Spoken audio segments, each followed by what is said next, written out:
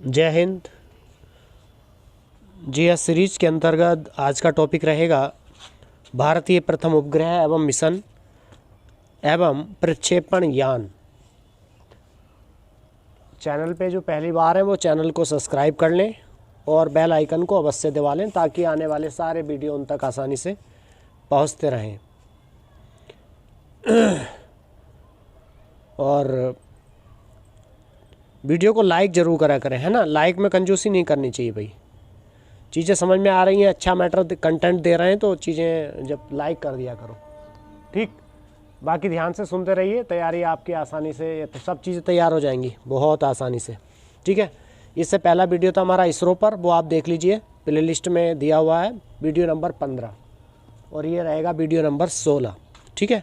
इसके अलावा हम उत्तर प्रदेश करंट अफेयर की सीरीज भी शुरू करने जा रहे हैं, तो अल्टरनेट वीडियो आएंगे। एक उत्तर प्रदेश करंट अफेयर्स का आएगा और एक वीडियो आएगा जीएस का, ठीक। तो जीएस और करंट अफेयर आपकी दोनों स्ट्रॉन्ग होती चली जाएंगी।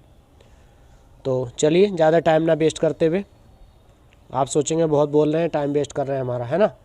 तो टाइम नहीं वेस्ट कर रहे, ये चीज़ें बतानी ज़रूरी हैं और तैयारी करते रहिए। चलिए पहला प्रश्न देखते हैं।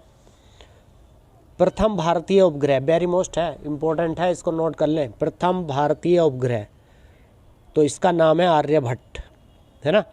आर्यभट्ट, प्रथम भारतीय उपग्रह आर्यभट्ट। अच्छा, ये कब छोड़ा गया था, कब इसका प्रक्षेपण यान भेजा गया था अंतरिक्ष में? तो ये 19 अप्रैल 1975 को भेजा गया था। क्या हमने भेजा था, इंडिया ने भेजा था? नहीं, ये रसिया से भेजा गया था, सोवियत संघ से, है ना। रसिया तो 1991 से रसिया है, उससे पहले क्या था, यूएसएसआर, यूनाइटेड स्टेट ऑफ, क्या हो गया, सोवियत रसियन। तो क्या हो गया, प्रश्न पहला क्या बना, प्रथम भारतीय उपग्रह कब छोड़ा गया था? 19 अप्रैल 1975 को। कहाँ से छोड़ा गया था? रसिया से, है ना। रसिया, अब रसिया से संबंधित कोई बहुत सारे क्वेश्चन बनेंगे, जैसे रसिया कौन से कॉन्टिनेंट में है, तो हमने बताया था आपको पहले भी, रसिया जो है यूरोप में है और एशिया में है। रसिया की राजधानी क्या है? तो रसिया की राजधानी क्या है? मास्को।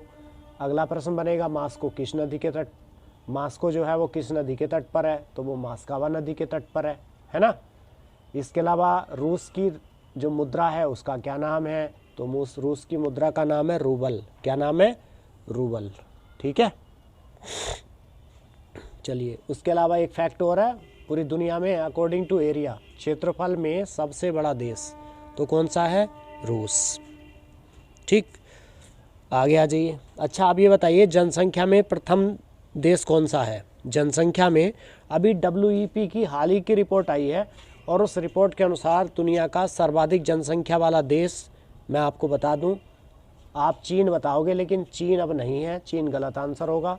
इसका सही उत्तर होगा भारत। क्या होगा? अपना प्यारा भारत, इंडिया, ठीक है। ध्यान रखिए, हम पॉपुलेशन में भी टॉप पे आ गए हैं WEP की रिपोर्ट के अनुसार।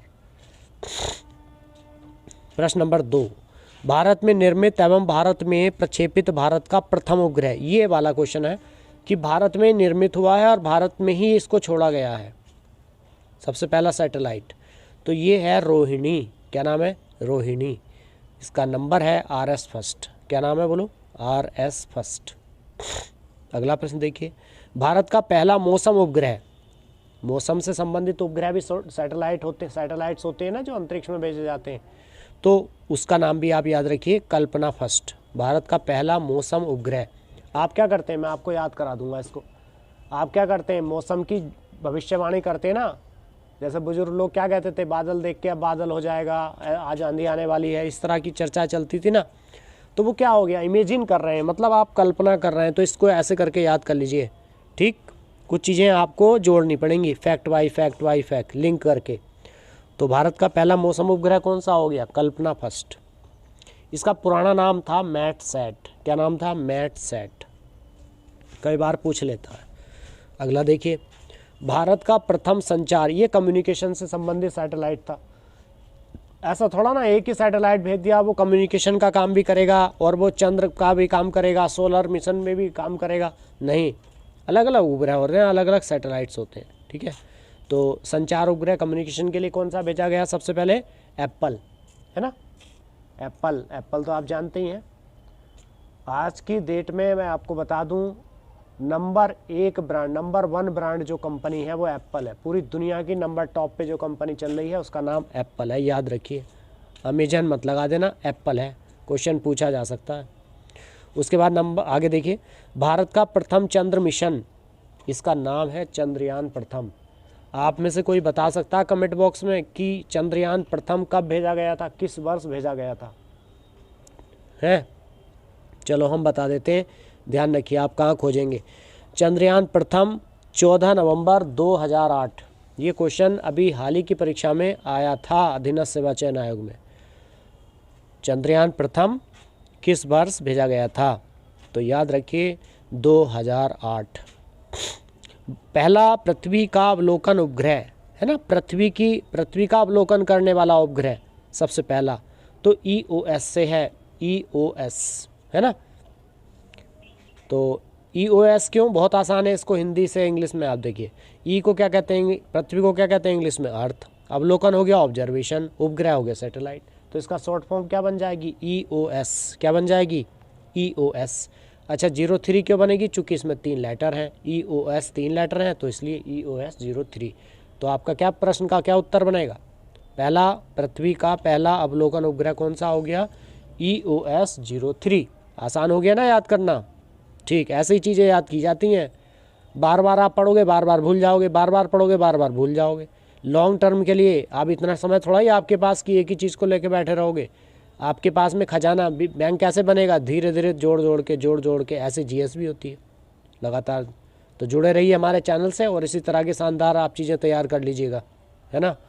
आगे देखिए, भारत का पहला सौर मिशन।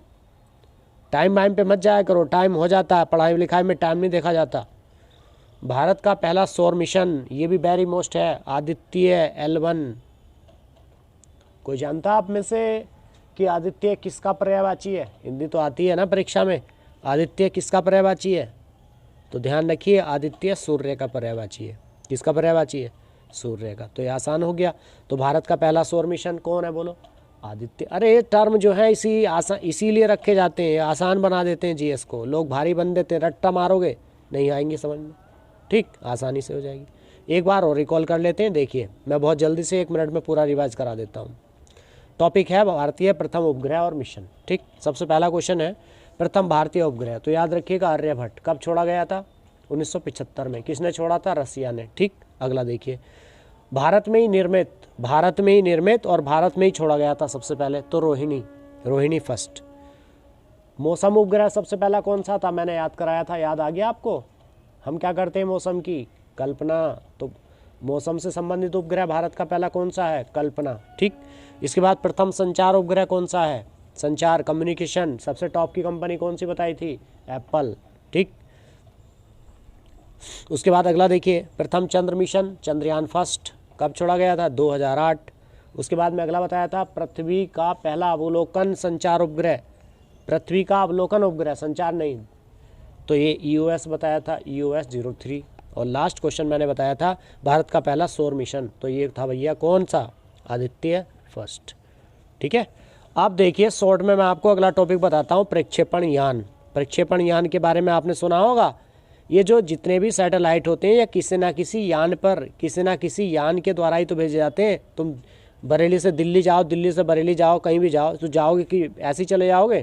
कितने दिन लगेंगे? महीनों लग जाएँ तुम्हें जाने में पैदल। तो किसी चीज़ में बैठ के जाओगे ना। ऐसी तरह से तो हमारा सैटेलाइट है, छोड़ा जाएगा किसके अंदर? यान के अंदर बैठाया जाएगा। तो इसी तरह से सैटेलाइट जो होते हैं यान में, तो इस यान से संबंधित भी फुल फॉर्म पूछ लेता है कई बार वो। जैसे सबसे पहली है SLV। तो SLV का मतलब हो गया सैटेलाइट लॉन्च व्हीकल्स। कौन हो गया? Satellite launch vehicle. उसके बाद देखिए दूसरा वर्जन, नया अपडेशन हो गया ASLV, augmented satellite launch vehicle. तो पहले क्या याद रख लिया? SLV, फिर क्या याद रख लिया? ASLV, फिर अपडेशन हो गया, फिर हो गया SSLV। अब थोड़ा सा छोटा बनाया यान, उसको कर दिया स्मॉल सैटेलाइट लॉन्च व्हीकल। ठीक है ना, बहुत आसान है। उसके बाद फिर अपडेशन हुआ, फिर PSLV बन गया, पोलर सैटेलाइट लॉन्च व्हीकल। फिर अपडेशन हुआ, GSLV बन गया, जियो सिंक्रोनस सैटेलाइट लॉन्च व्हीकल। ठीक है, तो अब जितने भी यान छोड़े जा, अब जितने भी सैटेलाइट जा रहे हैं वो GSLV से जा रहे हैं। ध्यान रखिए, GSLV सीरीज चल रही इस समय। ठीक, अब PSLV नहीं चल रही, GSLV चल रही। तो मैंने आपको ये बातें बताई। अब SLV-3 जो था भारत का प्रक्षेपण यान था, SLV-3। ठीक, और भारत का प्रथम उपग्रह रोहिणी RS फर्स्ट था, ये भी बताया जा चुका था। और PSLV का दूसरा नाम वर्कहॉर्स होता है, ये ध्यान रखिए। और GSLV के माध्यम से बहुत बड़े बड़े उपग्रहों को भेजा जाता है अंतरिक्ष में, बड़े बड़े वजनीदार उपग्रह, टनों में जिसमें वजन होता है, उन टनों वजन को ले जाने में GSLV की हमें सपोर्ट लेनी पड़ती है।